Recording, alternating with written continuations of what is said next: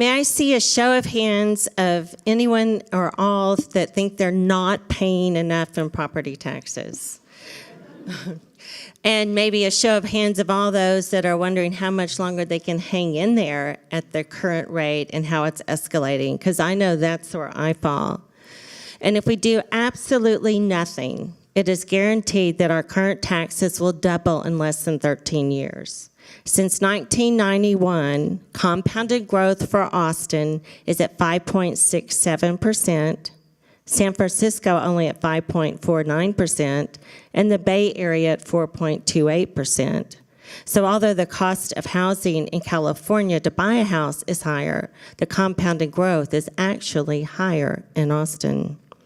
And this is according to Texas A&M, this is not my stats, Texas A&M Real Estate Center. And the median price in Austin for a house in 1991 was $71,299. Wish you'd bought then, don't you? 2016 is $261,000, and now they're saying around $389,000. While incomes have remained relatively flat for at least 12 years, some say even longer, while the cost of utilities, groceries, transportation, and insurance escalate. Austinites use 63% of their income on transportation, housing, and utilities, while the national average is 40%. So you can imagine why affordability is a priority in the Imagine Austin plan that was to help us with building out the next 30 years. So how do we address new zoning to address this priority for our city? Well, through our suggestions in the UIL paper, the first was CodeNEXT needs to increase density along the Imagine Austin corridors and centers by upzoning with height and base zone density. You all, we have a supply and demand problem. We need to play the movie forward for future generations, not just our own. If we take the 2016 median housing cost of $291,000 and we do nothing, in less than 13 years, it'll be $594,000. And in 25 years, or really less than 25 years, no less than $1,150,000 for that same house. That being said, density for the sake of density is not the solution either. Yet more housing will impact having more attainable cost parameters.